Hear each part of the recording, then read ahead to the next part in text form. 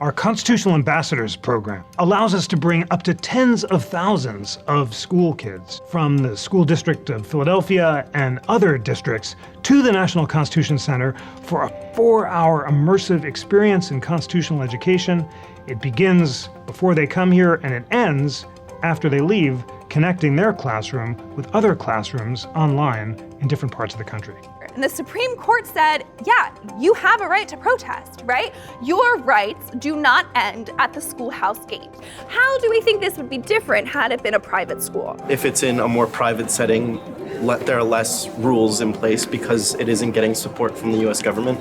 We offer the students an opportunity to really break down what they learned today in a civil dialogue, really highlighting and focusing in on that important aspect of talking about difficult topics like freedom of speech in a nonpartisan, non-political manner. You all are students. The First Amendment in your world impacts you a little bit differently in the context of your school. Anybody know a really famous Supreme Court case? I think you talked about it earlier. Tinker. Who said Tinker?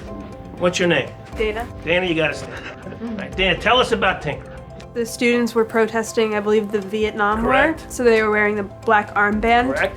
And the school administration did not want to allow that. They said that they would be suspended if they were to wear the armband, and the students did anyway. And it went all the way up to the Supreme Court, and the court ruled with Tinker. With the students? Yes. Excellent.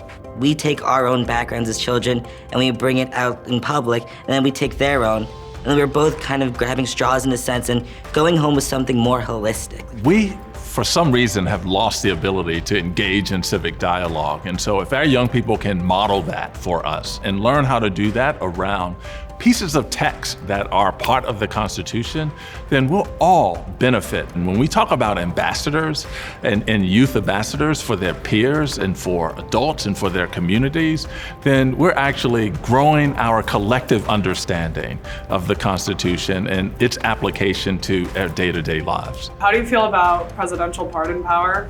And if it's too broad, how would you explicitly limit its effects? So the most open and contested question is, can the president pardon himself? The argument for a presidential self-pardon is it doesn't say he can't. And the argument against it is it's contrary to the very idea of the rule of law, a principle that goes back to Magna Carta, a principle embodied in the idea that no person can be judge in his own case. So with that very basic summary, which of the arguments do you find more persuasive, and do you think it's clear enough, and do you think it should be made more explicit that the president can or can't pardon himself?